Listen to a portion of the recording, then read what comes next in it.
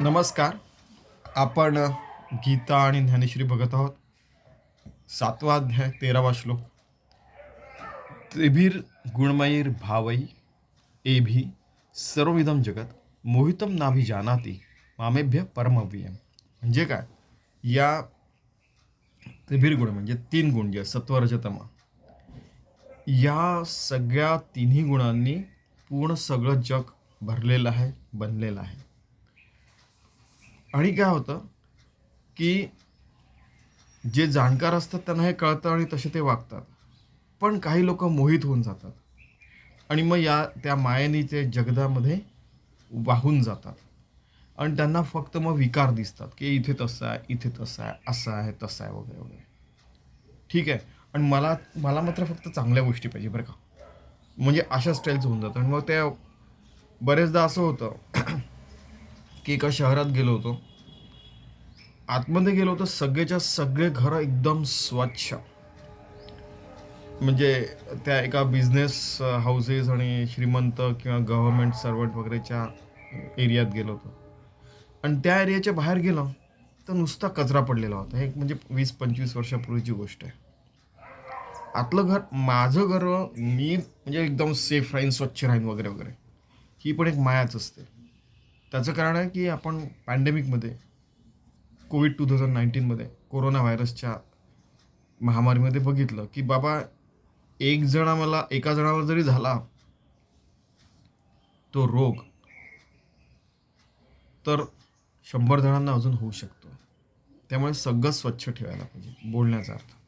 पण काय होतं की हा जो मोहित व्हायचा जो रोग आहे, तो महामारीपेक्षा जास्ती आहे. की सगळेच्या सगळे मोहित होऊन जातात आणि हे खरं आहे, हे खरं आहे. जेव्हा पैसे के पीछे भागो, सत्ता के पीछे भागो. त्यानंतर अजून काय होतं, कोणी म्हणाला मेडल्सच्या मागे मागा लागा. कोणी म्हणजे आम्हाला टॉन्ट मारलेलं आहे, तुमच्याजवळ एवढ्या डिग्र्या, ठीक आहे, मग डिग्र्यांच्या मागे लागा, आहे की नाही. मग कोणी म्हणालं की तुम्ही तर कोणी जमिनींच्या मागे लागतं, कोणी सोन्यांच्या मागे लागतं, कोणी पैशांच्या मागे लागतं, कोणी सत्तेच्या मागे, असं बरंच काय काय असतं. म्हणजे आपल्याला माहीत नाही, घरच्या घरीसुद्धा बरेचसे लोकांचे हे असतात. म्हणजे अशी ओढाओढी सुरू असते मोठ्या मोठ्या घरांमध्ये. आपल्या सामान्य घरांमध्ये 4 खोल्यांमध्ये सगळे एकमेकांना येऊन डॅश होतच असते. अरे, मग आपल्याला खुश राहणं आवश्यक असतं, ते मजबुरी असते एक प्रकारे. पण काय होतं की बरेचदा आपण मोहित झालो की मृगजळामध्ये आपण वाहून जातो, मृगजळात वाहून जातो असं ते म्हणता येतं. खरं तर मृगजळ स्वतःच खोटं, पण त्याच्यातही आपण वाहून जातो असं श्रीकृष्ण म्हणतायत. आता ज्ञानेश्वर महाराज काय म्हणतात, परी उदकी झाली बाबुळी, ते उदकात जैसी झाकोळी, का वायाची आभाळी आकाश लोपे. म्हणजे काय? उदक म्हणजे पाणी. पाण्याच्या वर अशी एक म्हणजे एक तवंग निर्माण होतो, कधी अलगीचा, हिरव्या हिरव्या वनस्पतींचा किंवा कशाचा तरी, किंवा कधी अजून काहीतरी त्या पाण्यावर येऊन पडतं. कधी समजा बाबुई, म्हणजे की ज्यामुळे पाणी झाकलं जातं. ती उदकाची जैसे झाकोळी. ठीक आहे, झाकोळी म्हणजे झाकतो. का वायाची आभाळी आकाश लोपे. कधी कधी उगाचच ढग येतात आणि आकाश जे असतं ते दिसेना असं होतं. पण जेव्हा ते आपण सारतो, तो एवढूसा थर असतो, अक्षरशः काही मिलीमीटर्सचा असतो. कधी कधी समजा झाड, म्हणजे ते तरंगणारे झाड आले तर ते समजा एवढा हवं, समजा 1 हात फुटाचं उंच, 1 हात 2 फुटाचं उंच मॅक्सिमम समजा, किंवा असं काय काय. पण पूर्ण ते नदीचं किंवा याचं तलावाचं ते पूर्ण झाकून टाकतं. ते बाजूला सरलं तर आतमध्ये खोल तलाव आहेच, नदी आहेच. तसंच ढग आले, हवेने ते पुढे चालले गेले किंवा नष्ट झाले, तर आकाश आहेच आहे. तसा मी आहे प्रत्येक ठिकाणी. आकाशात मी आहे, तुमच्या सर्व प्राणीमात्रांमध्ये मी आहे, असं भगवंत म्हणतात.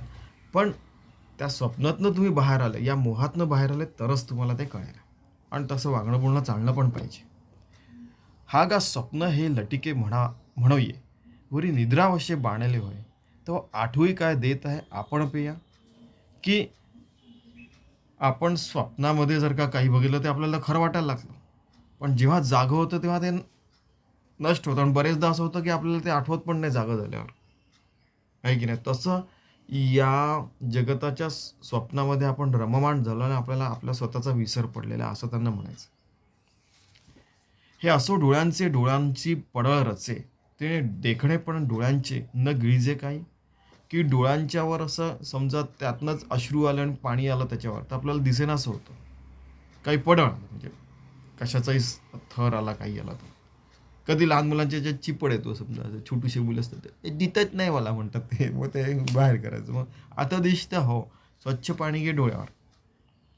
म्हणजे काही जण म्हणतात अंजन घाला, अंजन घाला एकदम, म्हणजे ते काजवला की आई आई आई आई करून ओरडतात कधी कधी मुलं, त्यावेळेला तसं काजळ पण असायचं. ठीक आहे. हे असो डोळ्यांची पडरचे, तेणे देखणे पण डोळ्यांचे न गिळीजे काय. ठीक आहे, आपल्याला दिसत नाही मग डोळ्यांवर काही असं एक थर आल्यावर.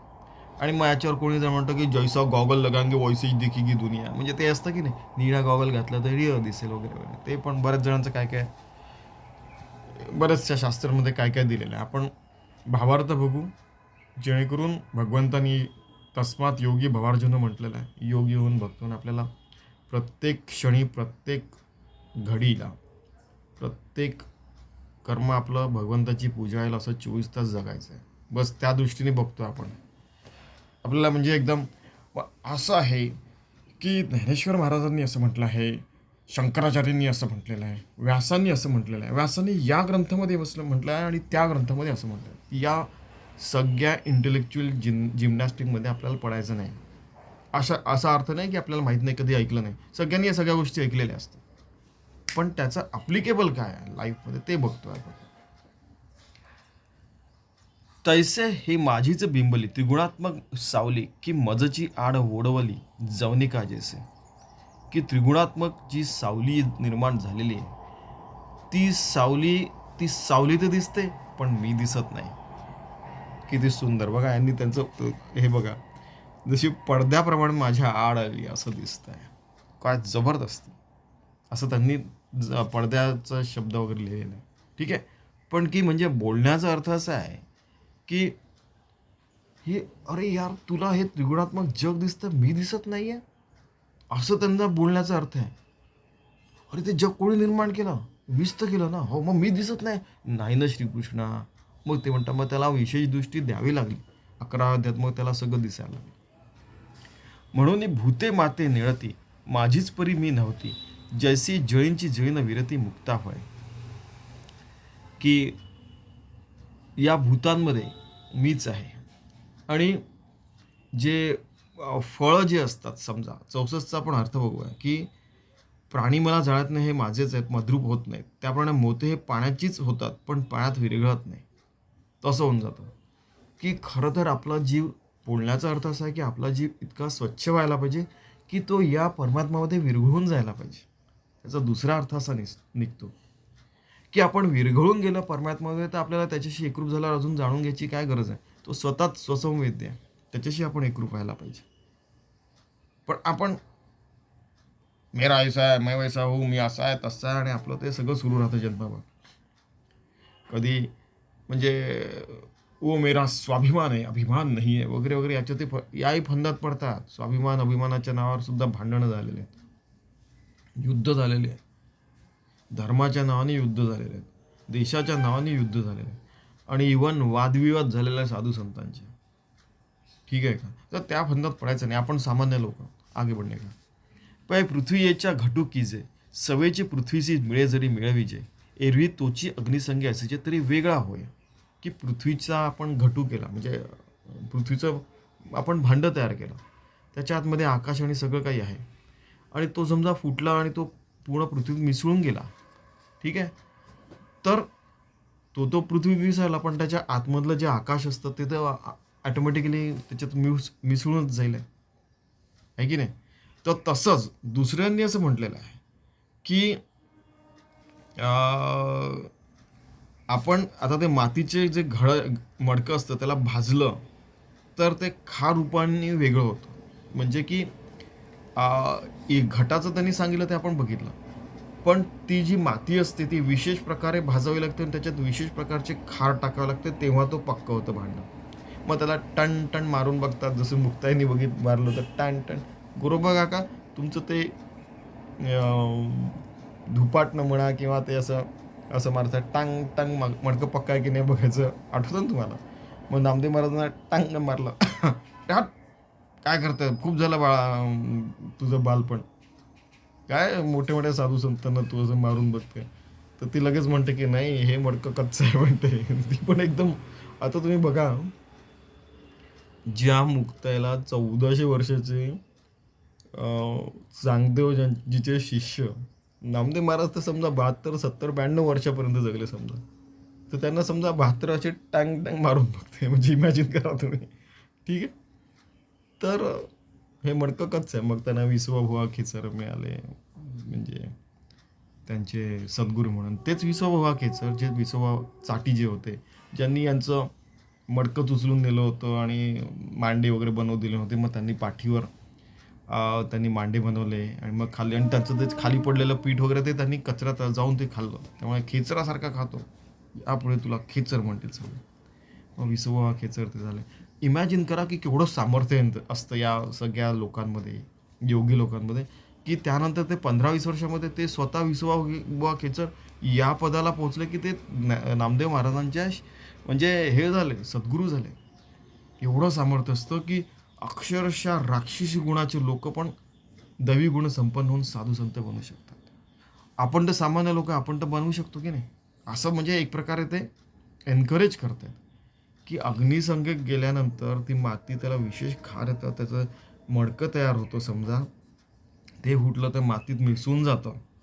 तसं आपणही आपलं अहंतेचं मडकं जे तयार केलेलं आहे, आपण जो त्रिगुणात्मक मडकं तयार केला, ते या विरून गेल्या पंचमहाभूतांमध्ये, आणि आपला परमात्मा जिवंतपणी, बरं मेल्यावर नाही. नाही तो कोणी म्हणेल की जा चल पाण्यात आपण जाऊन उडी मारू वगैरे, नाही तसं नाही. आपोआप ते होतं समजा. ठीक आहे का. तैसे भूतजात सर्व हे माझेची किर अवयव परी मायायोगे जीव दशे आले, की सगळे जे भूतजात आहे त्यांच्यामध्ये मीच आहे. ठीक आहे. ते पण माझ्याच तत्वांनी बनलेलं आहे. आणि पण काय झालं की माझ्या तत्वांनी बनलंय तरी ते स्वतःला जीव वेगळा समजतात. आणि त्यांना असं वाटतं की नाही, हा देह म्हणजेच मी आहे. अरे मेरा नाम ऐसा है, मेरा नाम वैसा. ते समजा प्राणी मात्रांमध्ये, मैं ऐसा मंकी हूँ, मैं वैसा मंकी हूँ, मैं ऐसा शेर हूँ, मैं वैसा शेर हूँ, मैं ऐसा हत्ती हूँ, मैं ऐसा व्हेल हूँ, देव मासा मराठी में कहते हैं, व्हेल मासा सबसे बडा हूँ वगैरे, असं काय काय सगळ्यांचं सुरू राहतं. मग त्यांच्या गावी पण नसतं अर्थात व्हेल माशाच्या. ते आपले मुक्तपणे संचार करत असतात प्राण्यांमध्ये, पाण्यामध्ये. ठीक आहे. तर शेवटी समजा आपण स्वतःला मनुष्य प्राणी समजलो तरी माणसासारखंही वागायला पाहिजे अर्थात. पण आपण वेगळं समजलो भगवंतापासून तर झालं. मग आपलं जयरामजी होतो मग सगळं. आपण भगवंताशी एकरूप राहून त्याच्याशी मिसळून घुळून मिसळून व्यवस्थित माळीये जेवते नेले तेवते निवांतची गेले, ऐसे पाणी ऐसे होवागा. असं आपण जिवंतपणेच जगलो तर आपण जिवंतपणेच परमात्म्याला प्राप्त करू शकतो, असं त्यांनी स्पष्ट सांगितलेलं आहे. म्हणून माझेची मी नव्हती, माझेची मज नोळखती, अहम ममता भ्रांती विषयांद झाले. सरळ सरळ माझेच ते प्राणी माझ्यातच आहेत आणि मी त्यांच्यात आहे आणि मीच त्यांच्यापासून बनलेलं आहे आणि तेच मी माझ्यापासून बनलेलं आहे. इनफॅक्ट माझ्यापासून ते त्यांच्यापासून मी, म्हणजे सगळं तत्व एकमेकांमध्ये सगळं मिसळलेलंच आहे, असं ते पूर्ण म्हणजे असं घोळून मिसळून सांगतात की बाबा माझंच ते सगळे बनलेले आहेत. आणि तरी ते मला ओळखत नाही. कारण की काय, ते अहम ममता भ्रांती, ते विषयांध झाले. म्हणजे विषय म्हणजे काय, की कोणाला पैशाचे लागलेला आहे, कोणाला कशाचं लागलं, कोणी कशाच्या मागे जातं, कोणी कशाच्या मागे जातं. अंध झालेले आहेत, विषयांध.